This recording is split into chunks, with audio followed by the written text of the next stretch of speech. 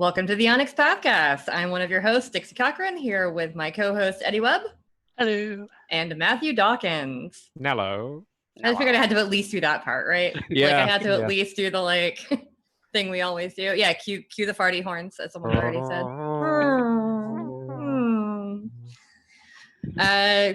This is the Onyx Pathcast Live. Just to add a wrinkle to this, it's fun. I burned my thumb while I was doing my hair not 10 minutes ago. So I just touched my coffee mug and it hurt really badly. You shouldn't do that. That's not good. I'm going to hold a cold drink in my left hand with the burned thumb and a hot drink in my right hand. Multitasking. I like it. Yeah. We definitely don't have anything planned. So we're going to chat with y'all who are in the audience. I know a bunch of people are tuning in who have been listening to the Pathcast for a long time, so you pretty much know us, you know what we're about, you know what we do. For anyone that isn't familiar with us, we are the in-house developers for the Onyx Path. We are all in charge of different things, but we cross over enough that we've all worked on most of the properties at this point. We do a weekly podcast where we talk about everything.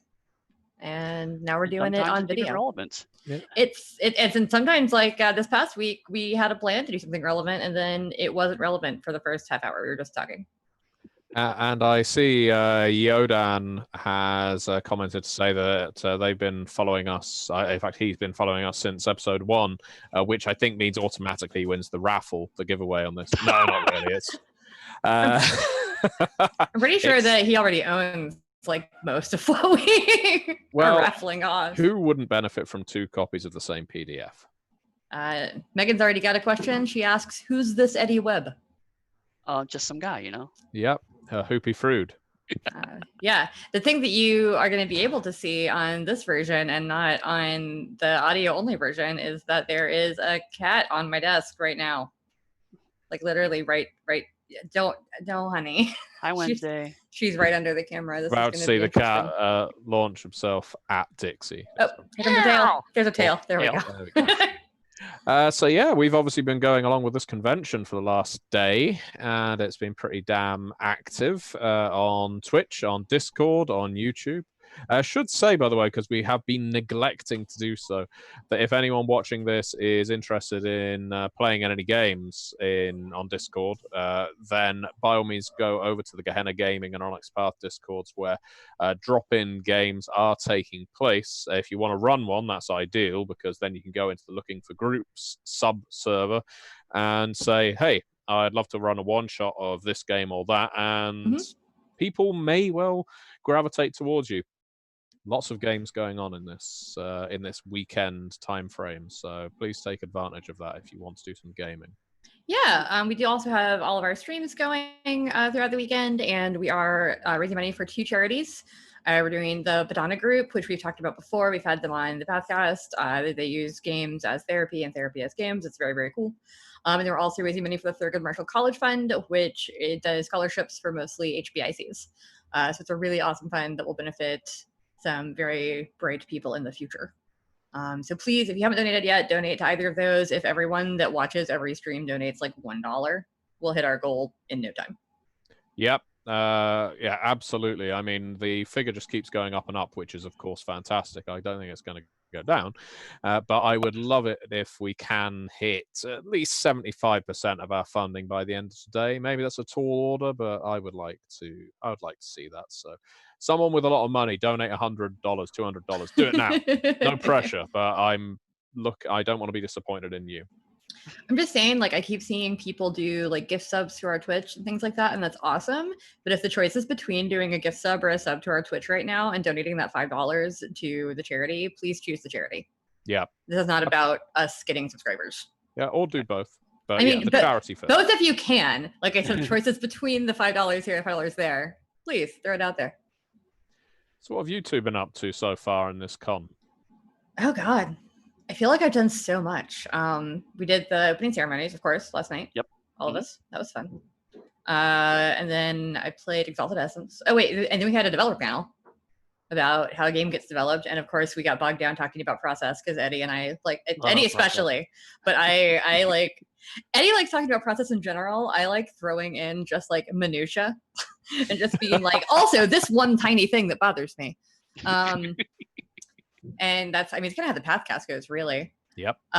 So Sure. so we did that, and then we had our Exalted Essence playtest last night at 9. It was the last thing I did yesterday. But that was really, really fun, and it was my first time getting to like roll dice in the new system as opposed to just kind of looking at it on a page. And it was really cool. Like it felt like Exalted, it felt big, and it felt epic. And it was a pretty straightforward adventure. We just, talked to some funeral priests and then stomped the bad guy, because that's what you do. But seeing how a mixed Exalt party worked was really fun.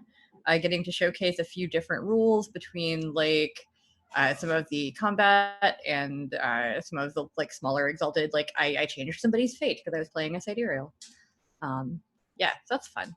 Also, the cat's now trying to eat the blinds. So if the other person in my house is watching this and wants to come get their cat, I would not be upset about that. Yes.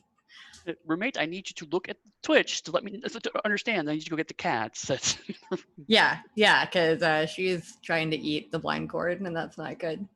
Nordland, I see you wanted to see the Essence play, but had to run Mage. Do not worry. I'm pretty sure most of the content that's taking place over the course of this weekend is going to end up on our YouTube channel. May not be immediate. I don't want to just flood everyone's notifications with a bombardment of uploads, but we will be transferring files as and when possible. So yeah. What about you, Eddie? What have you done so far? mostly it's been panels so far. Like Dixie said, that we were all in opening ceremonies, and that was interesting. I actually haven't done an opening ceremony in quite a long time, and so it was like kind of neat to be able to like, oh, let's talk about what the convention is going to be like and what's going on. Mm-hmm. And then of course I talked a lot about process because I really enjoy talking about process. But I also actually sat in and watched the What's Up with Onyx Path panel this morning, which was nice. It was interesting being kind of on the other side of the screen. And Yeah, you were like the mod for that one. Like, it was funny to watch because every time somebody asked some question about like a White Wolf property that we can't talk about until Paradox White Wolf announces it, like every time Eddie was just there with like, that's not on us. Like, we can't say it. Like, come on. I mean, he was nicer, but yeah. Yeah, it was something like, well, unfortunately, we have to, ask Paradox and White Wolf for that first. We'd love to do them, blah, blah, which is true. I mean, that is the case, but that's also was the answer for a lot of the questions, unfortunately. Yeah, I mean, that's the thing is that a lot of those just aren't our announcements to make. Right. Like, I'd love to make them if we had them to make, but a lot of the big stuff, especially when they're like, is there going to be a Wraith 5? Like, that's definitely not going to be from us as an announcement, probably. Yeah. Like, it would be from them as an announcement. Yeah, don't get me wrong. I'm sure there will be, but yeah, it's nothing we can say. Yeah, we're doing that. I do want to say that someone very early on in the chat did actually was very nice that said thank you for the original White Wolf blogcast, which was kind of spiritual predecessor to this podcast, where I was sitting in a room by myself talking about White Wolf process. And so I appreciate that people still think fondly of that podcast, but also I just realized, as they had mentioned it, we've now done more episodes of the Onyx Pathcast than I did of the original White Wolf blogcast. So, and did you do that weekly? I did it more or less weekly. It started off bi-weekly, it became weekly, but also it was much shorter. It was like 15-minute episodes. So I mean, in terms of sheer content, we've done way more, all content quotes. I mean, that's actually one thing that we haven't, like, we've talked about the kind of inception of the podcast on here, but we never have talked about the like early discussions. And I remember one of them was me being like a current podcast avid listener, kind of bringing you up to speed on it, because you were like, yeah, we'll do them like 15 minutes. And I'm like, no one's going to listen to a 15-minute episode every week. Like, that's just like, that's not worth people's time, weirdly, because a lot of people use podcasts like while they're driving to and from work, while they're, doing dishes, while they're exercising, whatever. And most people I know, like every podcast I listen to runs about an hour at minimum. Some of them run 2 hours per show, depending on what it's about. And so I was the one that kind of was pushing, and I was like, it's got to be at least 45 minutes to an hour, like 4 minutes to an hour. And I mean, every now and then it's nice to have those quick bites. Like there's a daily news podcast that comes out every morning that's like 15 minutes just to catch you up. And so sometimes that's great. And I have no problem with that. But generally nowadays, podcasts tend to be 45 minutes to 2 hours, depending on the subject. And I think that served us well because we managed to get really deep into topics that we wouldn't be able to get into otherwise. Yep, No, and absolutely. if you're into 15-minute blasts of Onyx Path related news, I do the Onyx Path news generally straight to the YouTube channel, and they normally last about 15 minutes, cover new releases, anything upcoming that we're working on, things like that. So that is another avenue for you for short bursts. Yeah. Also, somebody asked what's on my mug, and it is a Sailor Moon teacup. So it's all the Sailor Scout silhouettes with different colors around them. I'm shocked. Jupiter and Venus on the back there. I like how the Onyx Path background is appearing on it because of the magic of blue technology. Look at that. Yeah, it is Sailor Onyx Path is right there. That's not Sailor Mercury anymore. This will be wonderful audio content. But I just wanted to try to answer a question. The Sailor Moon mug. Because for some reason I didn't grab the same mug I was using 2 hours ago because I'm wasteful and want to wash 2 mugs today.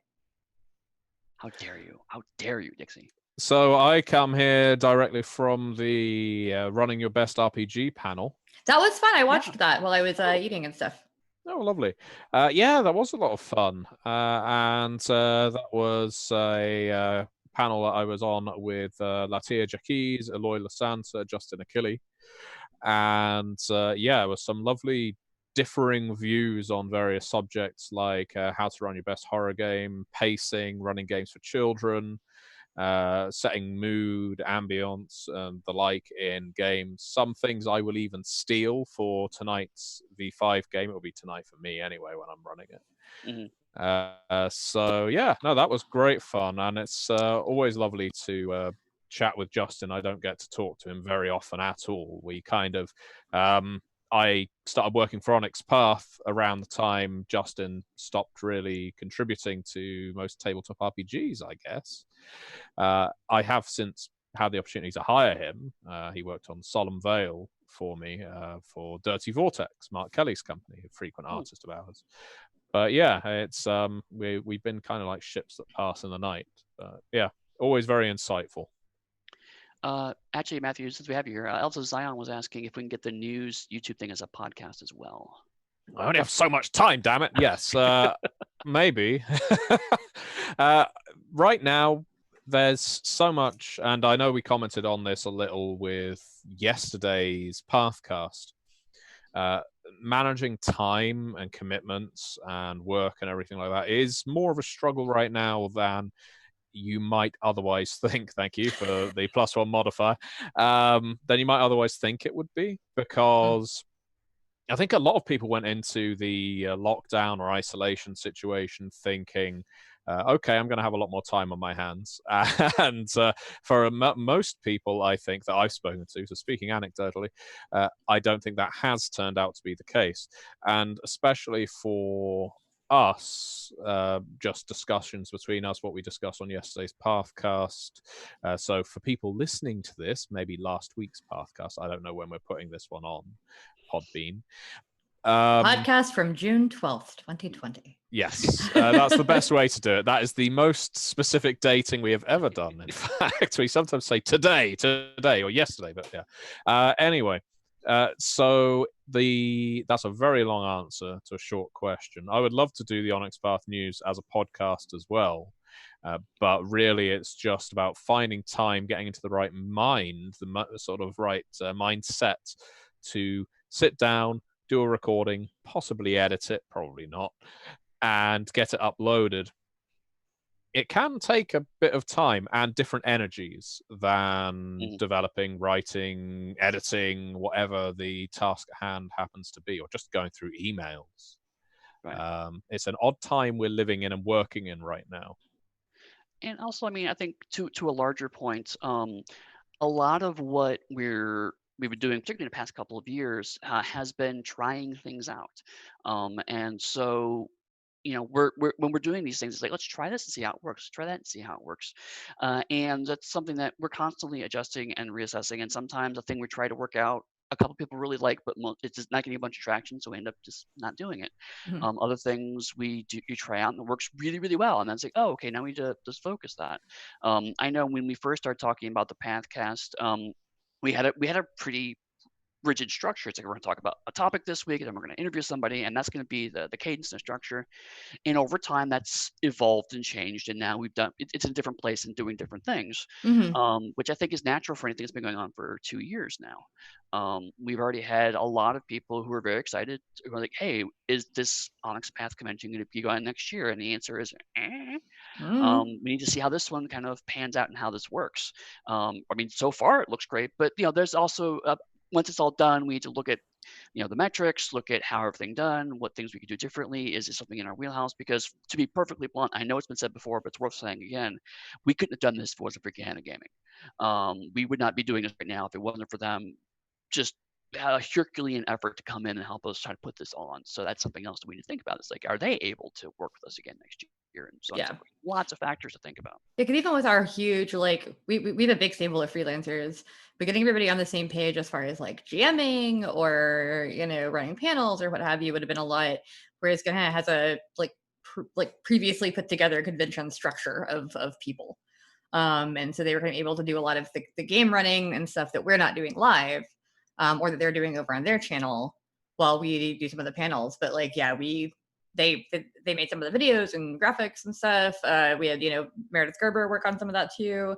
We needed help because our in-house team, it would have taken us a lot longer to put this together of just us, and the content probably wouldn't have been nearly as 9 a.m. to midnight kind of programming. Right. And another thing is that I know there are a lot of people who perceive us as a quote unquote large company, and it's just not true. There's only like a handful of us. There's only 3 or 4 people that are full-time employees. The rest of us are contractors. And so we're trying all this new stuff while also trying to get books done and games made. So I mean, anything that we want to dig into, let's spend time putting together this convention. Matthew is not doing as much work on some of his other stuff, or he's working between panels apparently, as I found out today. Yeah, I don't know why you threw me in that. I just assumed that this weekend we weren't doing other work. Oh god, Gahanna Gaming's raiding us. We're being raided with our own people. Oh no. It's the best kind of raid. Yeah, well, no. I mentioned that last night because Mike sent me. This is the kind of tangents we go off on when listening to the Pathcast. If you've never listened to the Onyx Pathcast before, expect it to have no kind of linear structure, or very rarely. I think we're better at interviews in terms of linearity than we are our rambles like this. But yeah, Mike Cheney, fantastic art director, one of our colleagues, sent me back the second proof of Contagion Chronicle last night and asked me, get to this when you can. And I thought, I'm not tired yet. I'm still sort of riding the high of the opening ceremony. So I thought, I'll go through and do the second proofing, found the things that needed changing, and sent it back to him.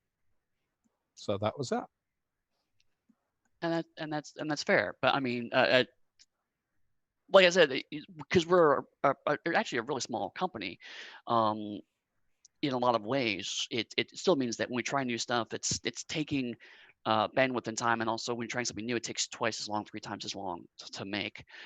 So that isn't to say that we're deprioritizing games. Quite the opposite. It means usually more the new initiatives. Sometimes it happens in weird fits and starts. Like this happened very, very quickly because, like Matthew said, we found somebody else who could pick this up and help us out with it, and so they were able to kind of get it across the finish line much faster than we would have done if we'd done it on our own. There's other things where it's like we've been wanting to do this for 2 years, and we just keep trying to find a time to make it happen.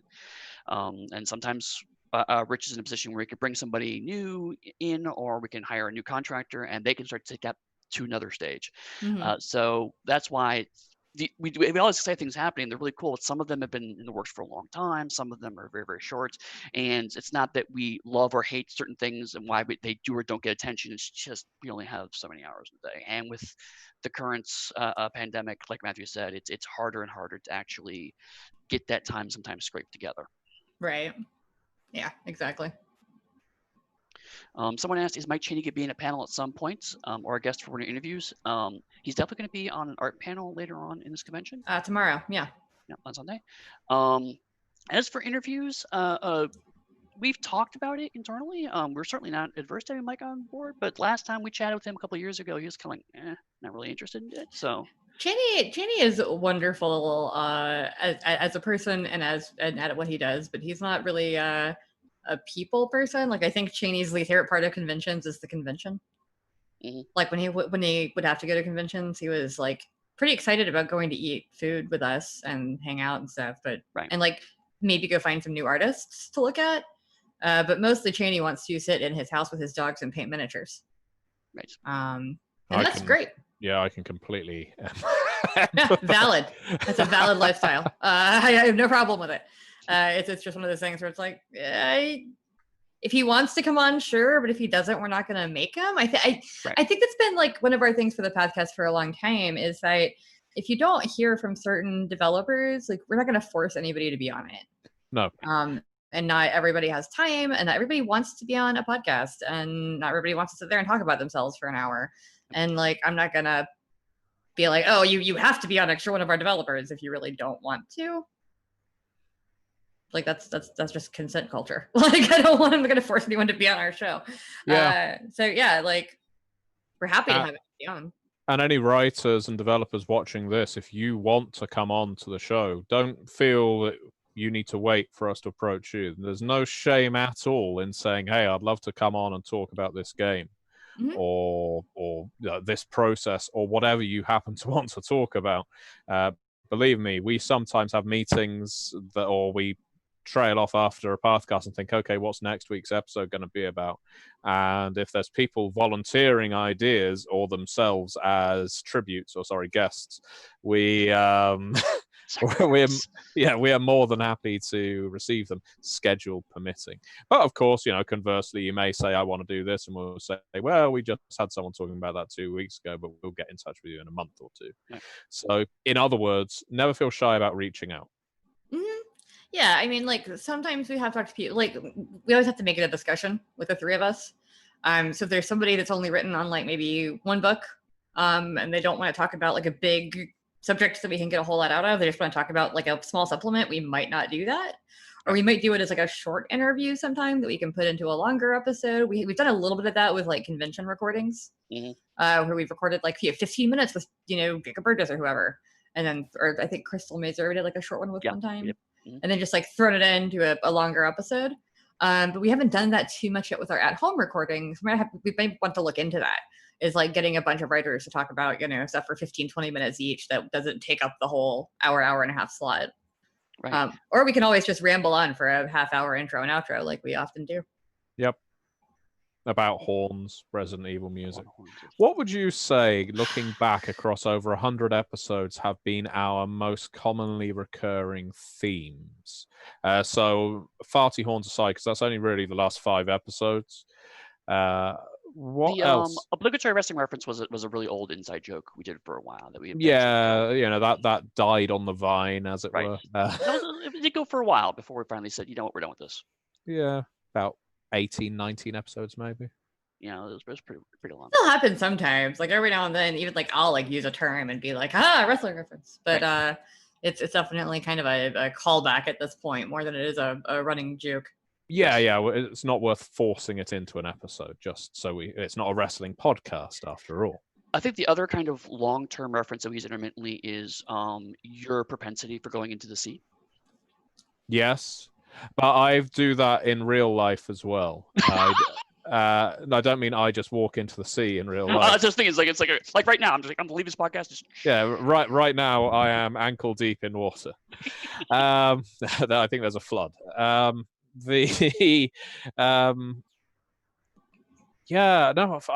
think I've always been a bit I've always leaned towards maritime references. I don't know why. Actually, I do know why. It's because my granddad was in the Fleet Air Arm, which is an extension of the Navy, Royal Navy, and so I grew up being told to do things like references that are fairly common in the UK, like I decked him. In other words, I knocked him out. That's knocking someone to the deck of a ship. Things like, now that I'm forcing myself, I can't think of them. I've used the phrase like decked somebody several times. I've always known that. I just never actually knew what it referred to. There's loads that were just sort of embedded in my mind just because of the way he spoke. He wasn't like a sort of briny sailor sat in the corner with a pipe and a hat with an anchor on it. But he was pretty close, and so yeah, I just grew up with that, I guess. That's understandable. I don't know. I feel like breaking into random song is something that happens fairly frequently, whether it's me or one of y'all. That happens a lot. Not usually, Eddie. No, but he'll like go along with it. Dragged along. Yeah, my singing tends to be reserved to Russell Crowe as Javert. And also various Martian sounds. Yes, although Rich is better at the Martian sounds. The awkward silent song somebody mentioned. Yep. I guess we do still throw that out there occasionally. I do see you saying that editing and development come up, but that's kind of what the podcast is about. So I think we're thinking more of like running the bits. Point. Yeah, well, we need to clamp down on that. Stamp it out. I was about to say, you would argue that perhaps it should be more of a point than we make it. Yeah, I'm not going to talk about editing ever again, I guess, since that's not what you want to hear about. No. Fenris chosen as mentioning clan Grumble Snarks. I don't recognize the idea of Grumble Snarks. I think they were a bloodline of the Grumble Duke. Yeah. They were a weird offshoot. Yeah, long ago sealed up in a cloud. It was a symptom of the Grumble Duke discipline that they can actually seal other vampires in clouds and then just set them off into the sky. They constantly feel the burn of the sun, but they never actually disintegrate. So they're the most perfectly tanned vampires. I would say one of the most ongoing things that we do is derailing within the first 10 seconds. Often because Matthew has introduced himself in a strange and unusual way. Right.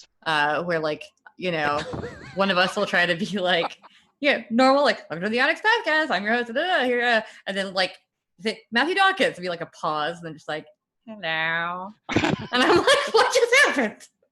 And like, for some reason, I never expect it, probably because it's slightly different every time. I think I just get bored easily within the first 5 seconds of an episode. Let's start. Yeah. They'll snore at the next one. I don't know. I think I just maybe I entertain myself sometimes, and it's that GMing thing coming out. Megan wants me to sing "Do You Want to Have a Sword Fight," which I don't remember all the words to, sadly enough. Can you go do for the bits you don't know the words to? I mean, yeah. So, bit of backstory here, actually. Gen Con 2017, when Megan and I had to take over the Cavaliers of Mars panel because Rose was ill.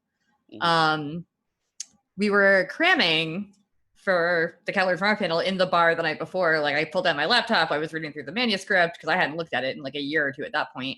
And Megan hadn't looked at it in forever. And there is a sidebar that I think is called like, "So You Want to Have a Sword Fight?" Or like, "Do you want to have a sword fight?" Something like that. Because fighting, rolling dice in Cavaliers, it's very optional as to whether or not you roll dice or fight, or if you just do it all narratively. Cavaliers is a very narrative heavy game, so you can just like throw the dice out the window for the most part if you want. Although there is a very cool dice system. And I have since found out that Rose intended this when she wrote it. But the title of the sidebar is supposed to echo the famous song from Frozen, "Do You Want to Build a Snowman?" And Megan and I, over the course of 2 minutes, 3 minutes, wrote like the entire like, "Do you want to have a sword fight? Come on and draw your blade." I just went for it and like wrote a whole couple of verses, and I wish I could remember all of them. It was really, really fun. But yeah, apparently we're very funny on 1.5 or ×2 speed, which is also great. Well, I would argue to see that you and I are pretty consistently at 1.5 speed normally, so... Yeah. That's what I'm saying. Like, me at 2 speed has to be ridiculous, because I'm already a very fast talker, as are you. Yeah, I start sounding vaguely normal at 1.5. Yeah.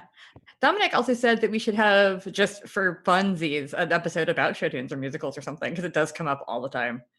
I feel like that might be an episode where Eddie gets the week off, which wouldn't necessarily be a bad thing. I mean, Eddie deserves. Or I can host. I can answer you guys questions. Yeah. What is a show tune? Yeah, what are you talking about? I could continue to be confused that you talk about Gary, Indiana in the vampire sense constantly, but do not know the song Gary, Indiana from the Music Man. Like, I don't understand how you can hear the words Gary, Indiana and not hear that song in your head. Well, we found out through Facebook we have this common Grease 2 connection as well. I love Grease 2. It's so bad. A cool rider, a cool rider. Yeah, that's clearly the best Grease movie. Because I want a writer that's cool. Yeah. Like, literally, Michelle Pfeiffer is straddling that ladder, like, out of nowhere. Just, oh my God. Like, it's COOLRIDER. Like, it's such a random thing though, because like this guy's like asking her out, and she's like, no, I don't want to date you, and it's really serious. All of a sudden, the music kicks in, and she just like walks 3 steps, and she goes, "So you really want to know what I want in a guy?" And it's like, yes, he literally asked you that. Like, yeah. And literally, also, all you want is a guy that rides motorcycles who is cool by your arbitrary standards. Yeah, it's odd, isn't it, that Sandy and Danny kind of went for more than that. They were looking for a deeper relationship in Grease than in Grease 2, which was purely superficial. I mean, if you start looking at the secondary characters in Grease 2, it's even worse. But you know, some classic belters, as they say. In Someone just said that Grease 2 was the pinnacle of the Grease cinematic universe. Also, we don't mention Love Never Dies in this house, Priscus Quinn. It doesn't exist. Love should die, as far as I'm concerned. Or Let's Do It for Our Country. Nope. That song's creepy as fuck. Yep. I was asked, for some reason, Eddie, you weren't, but I'll pitch it to you as well. In WWE Onyx Path, who would you want on your side, and who would you fear the most in the ring? So I would definitely fear Dixie. You'd fear Dixie? Yeah, she's a fighter. Oh yeah, she'll fight anybody. She's known for it. Goes for the legs, just takes you out. I have my own Dixie fight emoji in our Discord. Right. But who would you have on your side then, Eddie? If you can't have Dixie, Dixie is your opponent at WrestleMania. It depends. If it's just I had to grab someone at random, at a moment's notice, probably you, because you actually know what you're doing.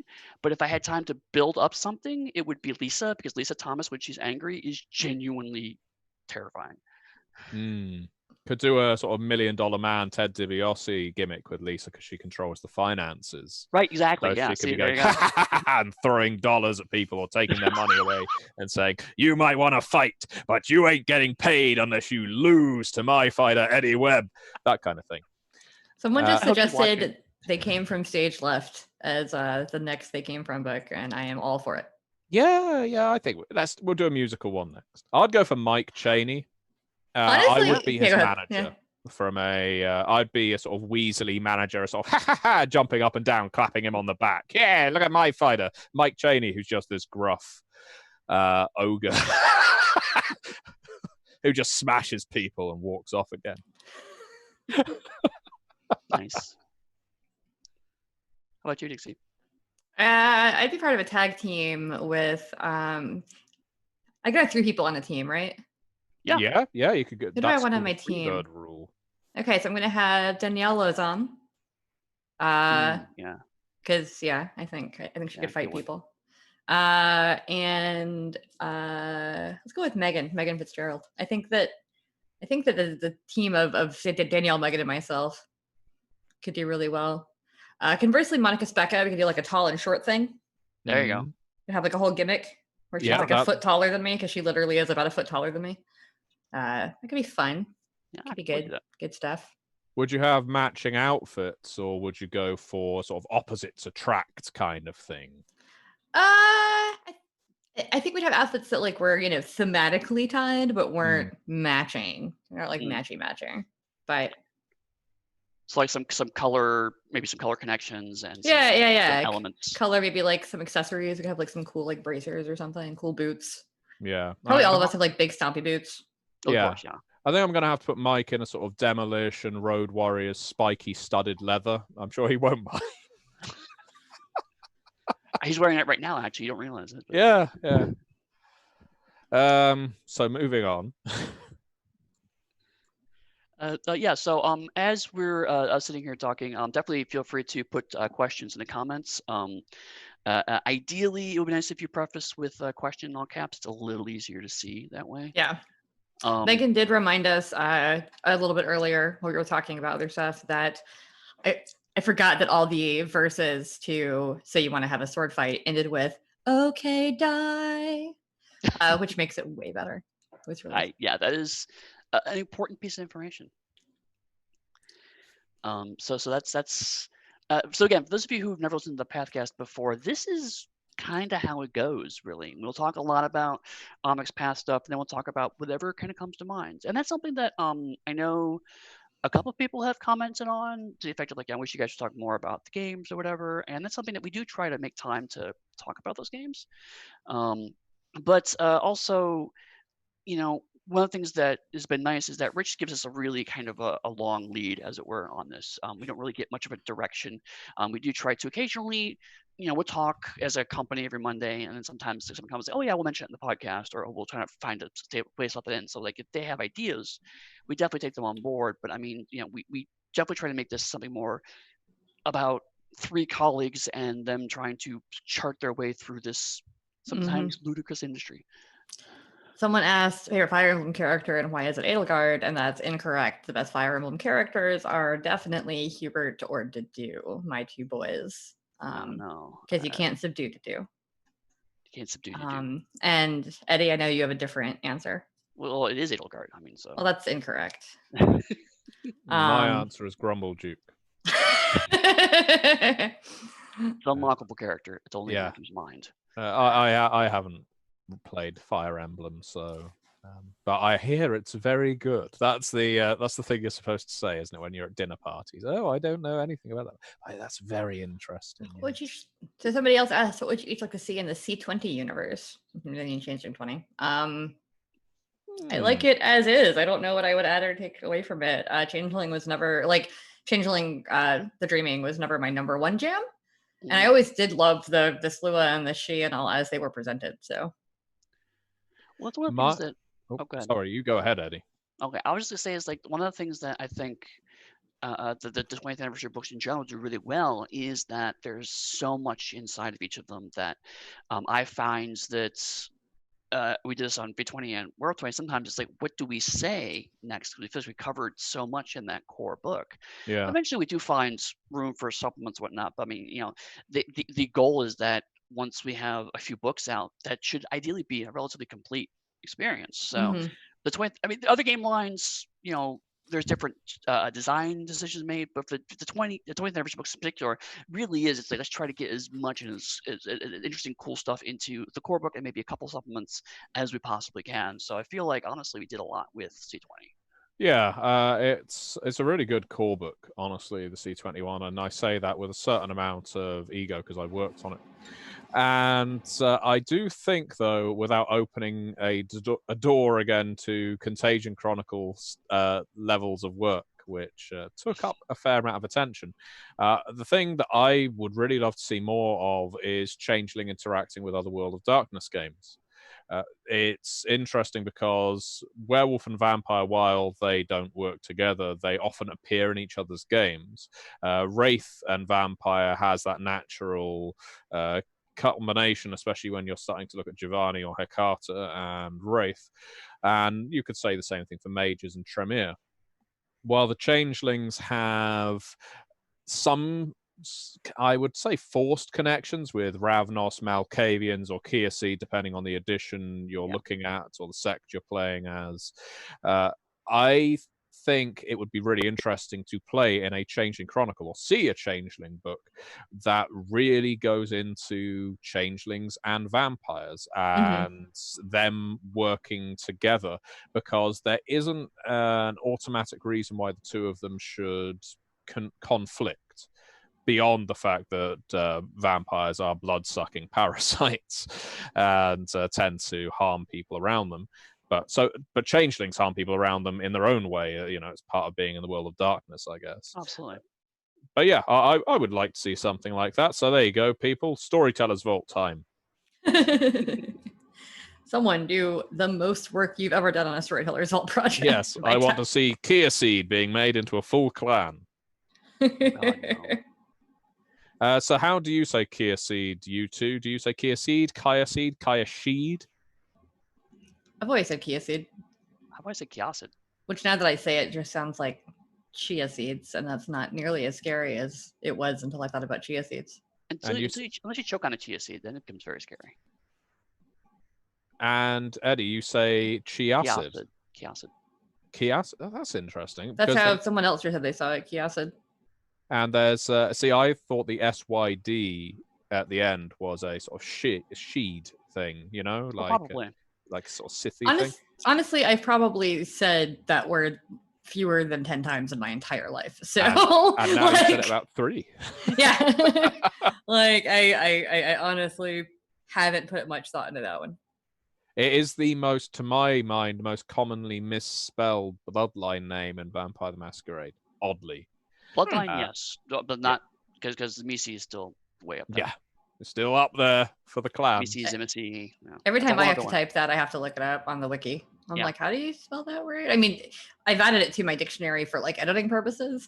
If I'm typing in like a Discord and I'm trying to write it, I'm like, I should know this by now. I always want to put an S in it earlier than there's supposed to be one. Right. Did I ever tell you guys my story about vampire pronunciations when I was working in the MMO? Yeah. Yes, we talked about that on the Pathcast, I think. Okay. Suffice to say, I did research on that, and it was quite a rabbit hole. Yeah. Although there is still a very funny video from a few years ago that somebody made where they asked all of the different folks at White Wolf Paradox and a few other people, I think, how they pronounced that specific clan name. Mm-hmm. And everyone said it differently. I believe it. That tracks with my experience. Yeah.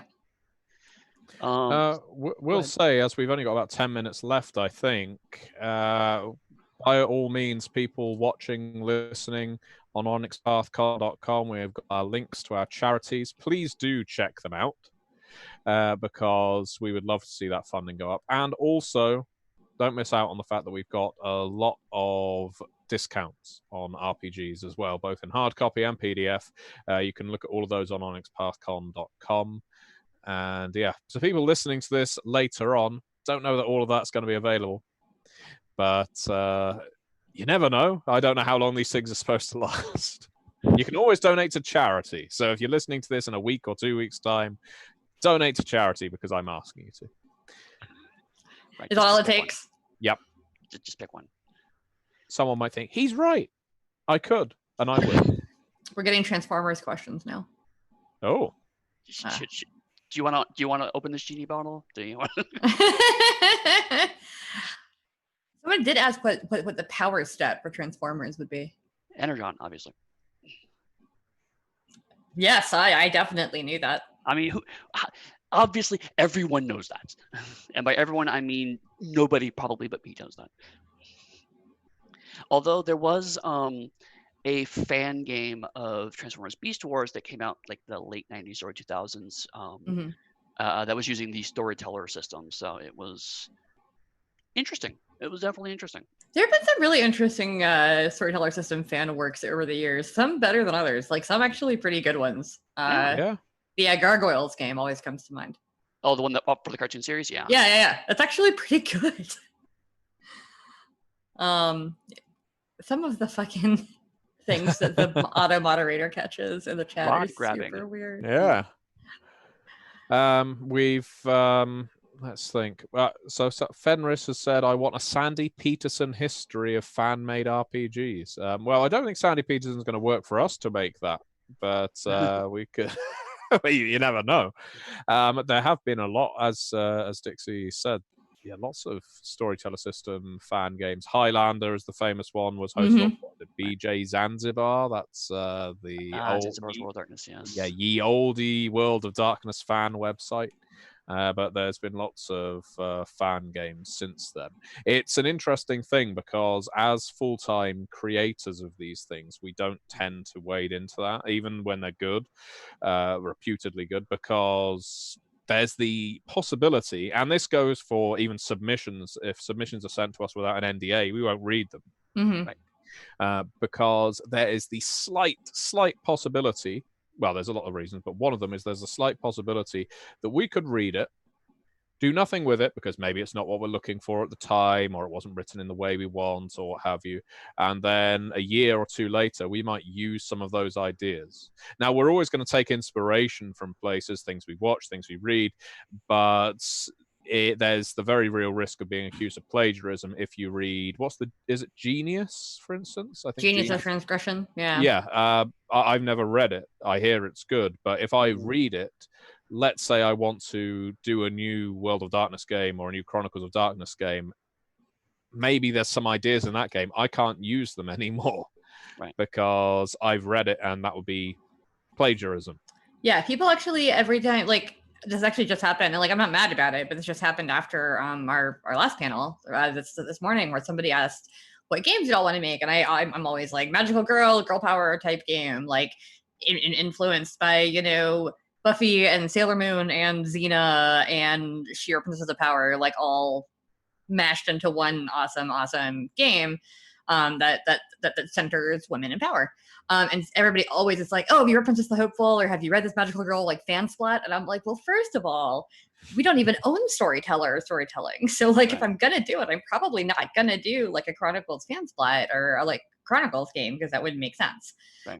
Even if we did own it, Chronicles of Darkness isn't really where I want to set like my Sailor Moon Xena Buffy game. You know, like that's like, I want to set it somewhere a little bit more light than that.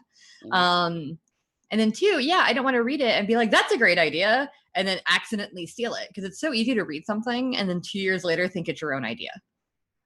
Like, and yes, I know there's going to be a Fortune of Darkness game called that, and I'm not going to look at it because I don't want to look at it because everybody keeps mentioning it, and I want to do my own version, and I don't want it to be like influenced by anything. We've just posted in the chat, we're about to do a giveaway of PDFs for Scion Origin and Scion Heroes. That's 2 PDFs. If you would like to be considered for a free copy, please say, hi, how are you doing? Or donate to charity right now. And we will enter you in a raffle. One of you will be the happy winner of 2 free PDFs. Yeah. All you have to do is post something in the chat to say you're interested. And that can just be a, hi, there you go, Hot Dog Wizard got it. We are going to end this I one don't a mean little... Hot Dog Wizard 1. May do, but... We are going to end this one a little bit early. We're going to end it around 55, like 5 till, I think. Just because folks have very little time between panels, and we're just going to ramble otherwise. A bit like the last 47 minutes. I mean, yeah. So if you have any other questions in the next 8 minutes, get them in while we wrap this up. Otherwise, we're just going to keep talking to each other, or we might just start ignoring the chat and playing Mario Kart. One thing. Not all of you, this is a very bad way of starting a sentence. Some of you may be unaware that Legend Lore is currently on Kickstarter, so it behooves us to point you toward it. Legend Lore is a fantasy Dungeons and Dragons-esque game, uses the 5th edition system, and is set in the wonderful deep world of the Realm. It's a game in which you can play characters either from that place or traveled from other places. It's very much a Nexus world where you could play versions of yourself, you could play characters from Forgotten Realms, Scarred Lands, any other D&D setting, Ravenloft, if you can work out how to get out of Ravenloft. And you can basically play in this world in Legend Lore, which has its own fantastic, vibrant setting with some wonderful new additions to the 5th edition system that I strongly recommend. We have hit funding on that Kickstarter, so we're now angling towards stretch goals. And I just have to say, it is amazingly well written. The team behind it are so talented, and I really want to see that book do well. So if you can, and if you're interested, not only can you back it on Kickstarter, but the entire manuscript is free already on DriveThruRPG. So go on DriveThruRPG.com, you can download Legend Lore in manuscript version now, for nothing. For nothing.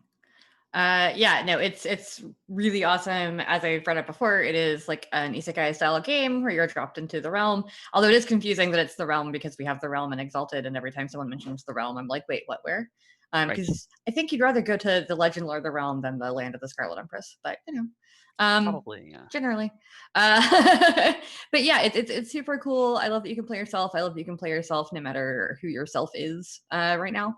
And I love that you get to kind of be whoever you want to be as well once you cross over, which is really, really nifty. We've tried to keep the art and the text and everything very inclusive and diverse, and I hope it continues to reflect that because that's what we want Legend Lore to be.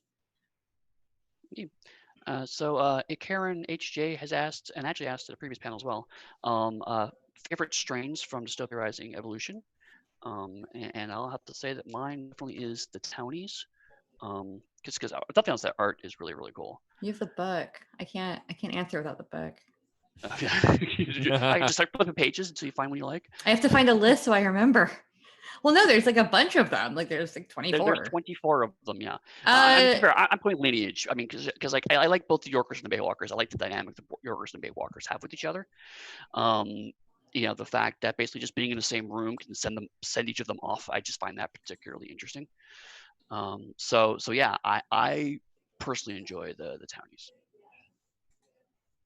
It looks like 307 RPG has won copies of both Scion Origin and Hero. So congratulations. Yay, congrats. I don't remember all of the DRE stuff, but I remember liking, I'm trying to remember if this is like a strain or like a group. I like, who are the people who worship like various rock stars and stuff? Oh, that's the Kings and Queens of the Court. Yeah, and that was a religion, yeah. But those are cool too. But like, I want to like, I like a lot of the strains, but I want to do that religion because I think it would be cool to base like. What I find interesting about Dystopia Rising is that so many people go to like, classic rock folks when they're making those, or like classic blues singers or whatever. But like, really, Dystopia Rising is happening really far in the future, so it would be super fun to have like the Carly Rae Jepsen church or the Lady Gaga church or a K-pop church. Yeah. The like, oh my God, yes. The like BTS army church. Yeah. So like anybody who's like popular now. And that's what I think would be almost more fun is like, yeah, sure, the Church of Bowie, but like, I mean, come on, I've been in the Church of Bowie since I was 4 already. That's normal. That's not role playing. Yeah, but like, I think taking somebody like, I would love to do like a Billie Eilish based one. It would just be really, really fun to be like, this is my religion, and then have it be not what everybody expects. Because like. Everyone I've seen goes for like classic rock or classic blues, and I'm like, why aren't people going for like NWA or something? Like, aren't people going for Run the Jewels? Like, those would be great churches. We've got a few questions, so shall we do them quick fire style? Yeah, quick fire. Okay, then. So we'll go Dixie, Eddie, Matthew each time. Okay. So here we go. I'm trying to find them all. We have from Travoke. If changing the dreaming isn't your jam, Dixie, what ways do you find to enjoy being a player? So let's broaden this. How do you enjoy being a player in a game that you don't normally gravitate toward? I find that if I don't know a game as well or I'm not familiar with it, I tend to just lean into whatever stereotype I'm kind of playing. And just try to bounce off the other characters. I find a lot of times, like in the Exalted game last night, I find that sometimes being a foil to someone else's character is a really good way to kind of get into the game, even if you don't have as much to say. So if you've got your like talkative character, like I very much let Neil play the like talkative, vivacious character last night because he's much more familiar with Exalted. And I played the like, long suffering, like head and hands whenever he says something stupid kind of character, because that's fun. And like that's a fun dynamic to watch on TV, and it's a fun thing to have at the table sometimes. So that's where I am falling for my comfort zone. If I don't like have as much to say, I tend to play the character who's just like eye rolling and sighing and being like fine, like still driving the story forward, but it is like it's still a fun character to watch. It's kind of fun to play because I'm not that mean in real life. Like I very much have that like retail mindset where I try to be super nice all the time. So being able to be like, oh, you suck, it's kind of fun. So I'm going to flick the next question to you, Eddie. Where do you stand on Dragon Blooded? Wow. Wasn't that for me? Yeah, I know. We're mixing it up. I will say, I think when I do think about Exalted, I tend to gravitate towards that group specifically. But I think that may just be because I've watched an awful lot of Avatar: The Last Airbender, and it always reminds me of Dragon Blooded games every time I watch that. So. Yeah. I would, it's interesting based on like when Avatar came out and when Exalted was first coming out and which animes were out at the time. Because there's definitely certain times where I'll be looking at something in Exalted and I'm like, oh, the writers definitely watched X and then wrote this. We also have a question here that I'll answer. It's aimed at me. Do you actually have to pick and choose what you remember from projects versus the encyclopedia of all of Vampire? That's actually a good question, and it's probably something I'm going to get weaker at as I get older. I probably absorbed as much Vampire lore, Forgotten Realms lore, Planescape lore when I was growing up because I was so immersed in it, reading books constantly, because I just enjoyed reading them. And so now it comes as second nature. It's like my having an encyclopedic knowledge of the Beatles or the Bond movies or whatever. It's just something I've accumulated. So now it is very much more skim reading. If I need to learn a game, most games, I'll still read through them. I still need to learn the settings and the system. So if I'm hired to write on something, I'm not just making it all up.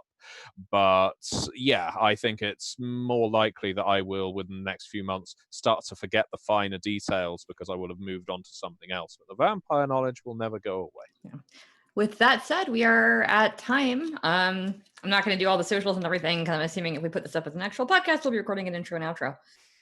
So should I end this awkwardly the way we always do, which is now back to the outro? Yeah. Yes. Back to the outro. I don't even know if Travis is here right now.